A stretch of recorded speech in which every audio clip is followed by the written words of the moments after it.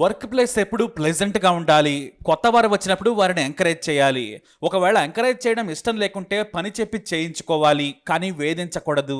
అదే జరిగితే కెరీర్ మీద వారికి అయిష్టత ఏర్పడుతుంది. ఏ పని చేయాలో తెలియదు. ఆఫీస్కి వెళ్ళాలంటేనే వణికిపోతారు. సాయం చేయకపోయినా పర్వాలేదు, కానీ వేధించొద్దు. ప్యాషన్గా లేరనో, మామూలు బట్టలు వేసుకున్నారనో, అవుట్డేటెడ్ ఫోన్ వాడుతున్నారనో, బయటకు రావట్లేదనో, మాట్లాడటం లేరనో, ఇంగ్లీష్ రాదనో తక్కువ భావంతో చూడకూడదు, వేధించకూడదు. ఒక్కో మనిషి ఒక్కో విభిన్న వాతావరణంలో పెరుగుతారు. కొంతమంది కడు బేదరకం నుంచి కష్టపడి సిటీలకు వస్తారు. ఇంకొంతమంది ముభావంగా ఉండటం వారి తత్వం. కొంతమంది అయితే గలగలా మాట్లాడేస్తూ ఉంటారు. అలాంటి వారిని ఆదిలోనే హింసిస్తే జీవితం నాశనమైనట్టే. మీకు ఇంకా బాగా అర్థం కావాలంటే గజియాబాద్కు చెందిన శివాని త్యాగి సింగ్ అనే యువతి తాను ఓ లేఖ రాసింది. ఆమె జీవితం గురించి తప్పకుండా వినాల్సిందే. గజియాబాద్లోని ఓ దిగువ మధ్యతరగతి ఇంట్లో పుట్టింది శివాని. ప్రభుత్వ స్కూల్లో చదువుకుంది. ఆ తర్వాత కష్టపడి డిగ్రీ పూర్తి చేసింది. అయితే ఉద్యోగం చేయాలనే తపన ఉండేది. దీంతో నోయిడాకు చేరుకుంది. ఇప్పుడు నోయిడా వరల్డ్ క్లాస్ ఏరియా. అక్కడికి వచ్చి చిన్న చిన్న ఉద్యోగాలు చేసుకుంటూ ఎంబీఏ కూడా చదివేసింది. సొంత డబ్బుతో చదువుకొని అమ్మా నాన్నకు భారం కాకుండా కష్టపడింది.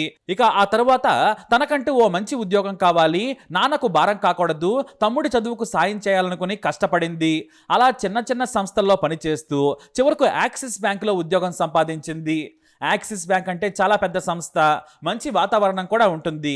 వర్క్ బాగా నేర్చుకోవచ్చని కోటి ఆశలతో వచ్చింది శివాని. పెళ్లి చేసుకోమని అమ్మా నాన్న చెప్పినా కూడా నాకు మంచి కంపెనీలో జాబ్ వచ్చింది, ఒక ఏడాది తర్వాత చేసుకుంటానని చెప్పింది శివాని సింగ్. కానీ అక్కడి పరిస్థితులు మాత్రం చాలా తేడాగా ఉన్నాయి. నోయిడాలోని సెక్టార్ 128లోని యాక్సిస్ హౌస్లో జాయిన్ అయింది. అప్పటికే మంచి ఇంగ్లీష్ నేర్చుకుని పని కూడా మొదలుపెట్టారు. అక్టోబర్ 2023న మొదటిసారి ఈ కంపెనీలో జాయిన్ అయింది. అయితే అక్కడ మహమ్మద్ అక్రమ్ అనే sales manager come team leader కింద శివాని పనిచేయాల్సి వచ్చింది. అతను సైకో. అంతకంటే ముందు అతని టీంలోని మహిళా ఉద్యోగులు, ఇతర మేల్ కొలీగ్స్ కూడా శివానీని వెలివేసినట్లుగా చూడటం మొదలుపెట్టారు. ఒక తోటి మహిళా ఉద్యోగి మీద మొదటి రోజు నుంచే సెటైర్లు వేయటం మొదలుపెట్టారు. ఇది నోయిడా, కాస్త మోడర్న్ గా రావచ్చు కదా అంటూ వెకిలిగా మాట్లాడేవారు. సీనియర్ కావడంతో శివాని ఏమనలేదు. ఆ తర్వాత సమయం దొరికిన ప్రతిసారి వెకిలిగా మాట్లాడటం మొదలు పెడుతూ వచ్చారు. మంచి చీర కట్టుకుని వస్తే ఎవరి కోసమో ఈ రంగు చీర, ఎవరికైనా ఆఫీసులో మ్యాచ్ అవుతుందేమో చూడమని క్యారెక్టర్ని కూడా దెబ్బతీయటం మొదలు పెట్టారు తోటి ఉద్యోగులు. అప్పుడప్పుడు చీర, ఎక్కువగా పంజాబీ డ్రెస్సులు వేసుకుని వెళ్లేది శివాని. కానీ ఆమె కొలీగ్స్ మాత్రం మోడర్న్ డ్రెస్సులు వేసుకుని వచ్చేవారు. దీంతో గజియాబాద్ నుంచి వచ్చిన నీకు ఈ కల్చర్ పడద్దు, ఈ ఉద్యోగం కూడా నీ వల్ల కాదు, ముందు ప్యాషన్ సెన్స్ పెంచుకో, ఈ కాలం అమ్మాయివి కాదా అని మొహం మీద తిట్టేవారు. అలా 2 నెలల పాటు దారుణంగా మానసికంగా చిత్రహింసలకు గురి చేశారు. ఆ తర్వాత కోతి మొహంది ఇంకా రాలేదా అన్నారు. మరోసారి టీం మీటింగ్ లో ఏ కోతి నిన్నే అంటూ దుర్భాషలాడారు. ఇంకా లంచ్ సమయంలో చేతితో భోజనం చేస్తే మీ అమ్మ నీకు భోజనం చేయడం కూడా నేర్పించలేదని వేధించేవారు. ఉద్యోగం కోసం అన్నింటినీ భరించింది శివాని. కానీ ఆ తర్వాత ఆమె టీం లీడర్ అహ్మద్ అక్రమ్ ఆమె పిరికితనాన్ని అలుసుగా తీసుకొని మరింత అవమానించడం మొదలుపెట్టాడు. తానే తోపునంటూ మాట్లాడేవాడు, పని చేత కాదని తిట్టేవాడు, సోకుల మీద కంటే పని మీద ధ్యాస పెట్టాలని అందరి ముందు తిట్టేవాడు. అయితే అదే టీంలోని ఓ లేడీ మాటలను ఈ అక్రమ్ ఎక్కువగా వినేవాడు. ఆమె చెప్పినట్టుగానే శివాని త్యాగిని వేధించేవాడు. ఆమెను బయటకు పంపాలని ఆ లేడీ విశ్వ ప్రయత్నం చేసింది. అందుకు మానసికంగా రోజు వేధించేది. పల్లెటూరి పిల్ల, కోతి మొహంది, ప్యాషన్ తెలియని మోటి మనిషి అనేవారు. అయితే 5 నెలల పాటు శివాని ఎన్ని మాటలన్నా భరించింది. చివరకు ఆమె భోజనం చేస్తుంటే లంచ్ సమయంలో నానా మాటలనేవారు. ఆ తర్వాత ఆమె వెజిటేరియన్ అని తెలిసినా కూడా తాము తెచ్చుకున్న చికెన్ మటన్ ముక్కలను ఆమె బాక్స్లో బలవంతంగా కుక్కేవారు. ఆ తర్వాత అంతా వెకిలిగా నవ్వేవారు. భోజనం మానేస్తే స్లిమ్ గా బాలీవుడ్ హీరోయిన్ లా ఉండాలని డైటింగ్ చేస్తున్నట్లుందని వెకిలి మాటలు అనేవారు. అయితే సదరు తోటి మహిళా ఉద్యోగ తీరు మరీ బరితెగింపు వరకు వెళ్ళింది. నోటికొచ్చినట్టు మాట్లాడటంతో నా గురించి నువ్వు మాట్లాడొద్దు, నువ్వెంతో నేను అంతే ఇక్కడ అని చెప్పింది శివాని. నా గురించి మాట్లాడితే ఊరుకోనని ఎదురు తిరగడంతో ఆ సదరు సీనియర్ ఉద్యోగి తట్టుకోలేకపోయింది. నన్నే మాట అంటావా అని గది నుంచి బయటకు వెళ్ళమని జుట్టు పట్టుకుని నెట్టేసింది. దీంతో తన లీడర్ అయిన అక్రమ్కు చెబితే నీకు ఎలానే కావాలి, అప్పుడు కానీ నీకు బుద్ధి రాదన్నాడు. ఆ తర్వాత తాను రాజీనామా చేస్తున్నానని, యాక్సెప్ట్ చేయాలని టీం లీడ్ కు మెయిల్స్ కూడా పెట్టింది. కానీ యాక్సెప్ట్ చేయకుండా టీం మీటింగ్ లో శివానిని హేళన చేశాడు. ఆమె ఉన్నతాధికారులకు మెయిల్ చేసింది. కానీ వారు ఏం పర్వాలేదు, మేము వాళ్లకు చెబుతామని రిప్లై ఇచ్చారు. ఇది తెలిసి టీంలోని వారంతా శివానిని తిట్టారు. ఆమెను టార్గెట్ చేసి దూరం కూర్చోబెట్టారు. పని చేయనిచ్చేవారు కాదు. ఆమెకు పని చేత కాదని మెయిల్స్ పెట్టడం మొదలుపెట్టాడు అక్రమ్. మరోసారి తోటి మహిళా ఉద్యోగి ఒకరు నెట్టేయడంతో శివానికి కోపం వచ్చింది. దీంతో ఆమె లాగి చంప మీద కొట్టింది. ఆ గొడవ కాస్త పెద్దదయింది. టీం లీడర్ అక్రమ్ శివానీని తిట్టాడు, ఘోరంగా అవమానించాడు.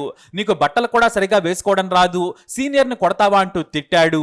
దీంతో మరో నలుగురు కూడా శివానికి మూకుమ్మడిగా తిట్టడంతో ఆ బాధను తట్టుకోలేకపోయింది. ఈ విషయాన్ని తన తల్లిదండ్రులకు చెప్పుకోలేకపోయింది. కానీ తన తమ్ముడికి మాత్రం ఆఫీస్లో ఏం బాగాలేదురా, అందరూ అవమానిస్తున్నారు, కనీసం ఒక్కరోజు లేవమన్నా బూతులు తిడుతున్నారు, నాకు పని చేయాలనిపించడం లేదని చెప్పుకునేది. దీంతో మరో కంపెనీకి వెళ్ళమని చెప్పాడు శివాని తమ్ముడు. నేను రాజీనామా చేసినా వాళ్ళు యాక్సెప్ట్ చేయడం లేదు, వాళ్ళు రిలీవ్ చేయకుండా నాకు మరో బ్యాంకులో జాబ్ రాదని చెప్పి కన్నీళ్లు పెట్టుకుంది. ఇంతలో ఆఫీస్లోని టీం వాళ్ళంతా ఒకటై తిట్టి వేధించి చివరకు భౌతికంగా దాడి చేయడంతో నోయిడా నుంచి ఇంటికి వెళ్ళిపోయింది. గజియాబాద్లోని ఇంటికి వెళ్లి సెలవు పెట్టానని తన తల్లిదండ్రులకు చెప్పింది శివాని.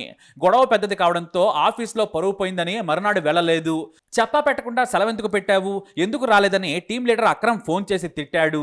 దీంతో ఆమె నేను పని చేయలేను సార్, ఈ అవమానాలు భరించలేను, మళ్ళీ రాజీనామా చేస్తున్నాను, దయచేసి నా రిజైన్ యాక్సెప్ట్ చేసి రిలీవ్ చేయండి అని చెప్పి ఏడుస్తూ ఫోన్ కట్ చేసింది. కానీ మహమ్మద్ అక్రమ్ ఇదే విషయాన్ని తన టీంతో చర్చించాడు. శివాని అంటే పడని తోటి మహిళా ఉద్యోగి, ఆమెకు బుద్ధి చెప్పండి అక్రమ్, ఎక్కడా జాబ్ చేయకుండా చేయండి, ఆమె రిజిగ్నేషన్ లెటర్ని యాక్సెప్ట్ చేయొద్దు, టెర్మినేట్ చేయమని చెప్పింది. అలా చేస్తే ఎవరు ఆమెను ఏ కంపెనీలో చేర్చుకోరని చెబితే సరేనన్నాడు. ఇంతలో ఈ విషయం శివానికి క్లోజ్గా ఉండే ఫ్రెండ్ చెప్పింది. నువ్వు రిజైన్ చేయకు, ఒకసారి వచ్చిపో, పరిస్థితులు మారుతాయని ధైర్యం చెప్పింది. కానీ తనను టెర్మినేట్ చేస్తే ఇక జాబ్ రాదు, కెరీర్ నాశనం అవుతుందని బాధపడింది. ఇక తాను ఇంటి దగ్గరే ఉండాల్సి వస్తుందని మానసిక క్షోభకు గురైంది. ఆ వెంటనే మహమ్మద్ అక్రమ్ నుంచి మరో 6 గురించి ఎలా వేధించారో 4 పేజీల లేఖ రాసి ఇంట్లో తన తండ్రి వ్యవసాయం కోసం తెచ్చిన పురుగుల మందు తాగేసింది. ఆమె సోదరుడు కాస్త ఆలస్యంగా వచ్చాడు. నొరగల కక్కుతూ కింద కడుపు నొప్పితో ఏడుస్తున్న తన అక్కను చూసి గట్టిగా కేకలు వేశాడు. గొక్క పెట్టి ఏడ్చాడు. వెంటనే దగ్గరలోని గజి ఆసుపత్రికి తీసుకెళ్లారు. కానీ ఆమె చికిత్స పొందుతూ చనిపోయింది. తన సోదరి ఆసుపత్రిలో ఉండగానే మహమ్మద్ అక్రమ్ నుంచి టెర్మినేషన్ లెటర్ మెయిల్లో వచ్చేసింది. అక్క ఫోన్ను పట్టుకుని శివాని తమ్ముడు గౌరవ త్యాగి చూసి తన అక్క ఆత్మహత్యకు కారణం తెలుసుకున్నాడు. గతంలో తన సోదరి చెప్పిన విషయాలతో పాటు ఆ టెర్మినేషన్ లెటర్ కూడా తీసుకొని నందిగ్రామ్ పోలీస్ స్టేషన్కు కోపంతో వెళ్ళాడు. అక్కడే ఏసీపీ ఉన్నారు. తన అక్క ఆత్మహత్య గురించి, ఆఫీసులో వేధింపుల గురించి చెప్పడంతో ఆయన స్వయంగా వచ్చి విచారణ చేశారు. ఇంట్లోని లెటర్ను చదివిన ఆయన స్పెషల్ టీంను ఏర్పాటు చేసి విచారణ చేయించారు. శివాని త్యాగి ఆత్మహత్యకు మొదటి కారణం sales manager come team leader అయిన అక్రమ్ అని తేల్చారు. కానీ అతను మాత్రం టీం సభ్యులు కొట్టుకొని తనను ఇన్ఫ్లుయెన్స్ చేశారు, నేను ర్యాష్గా ప్రవర్తించింది వాస్తవం, కానీ నాకు శివాని మీద కోపం లేదు, ఆమె కొలీగ్ నన్ను ఇన్ఫ్లుయెన్స్ చేసింది, నేను రాజీనామాని యాక్సెప్ట్ చేద్దామనుకున్నాను, కానీ అందరూ కలిసి టెర్మినేట్ చేయాలని బలవంతం చేశారని పోలీసులకు చెప్పాడు. వారు చెప్పినట్లు నిర్ణయం తీసుకుంటే నువ్వెందుకు పని చేయడమని A1గా చేర్చి అరెస్ట్ చేశారు. ఆ తర్వాత మరో 5 కూడా పోలీసులు అరెస్ట్ చేసి జైలుకు పంపారు. అంతేకాదు యాక్సిస్ బ్యాంక్ ఉన్నతాధికారులను కూడా హెచ్చరించారు పోలీసులు.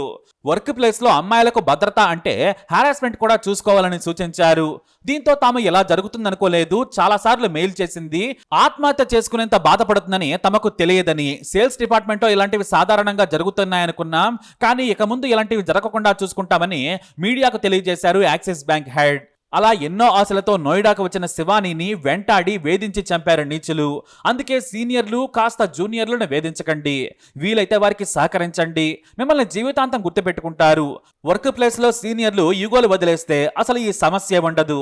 మరి శివానీ జీవితంపై మీరేమంటారు? మీ అభిప్రాయాన్ని కమెంట్ ద్వారా తెలియజేయండి. ఈ వీడియో అప్డేట్స్ కోసం మై ఛానల్ ఫాలో అవ్వండి.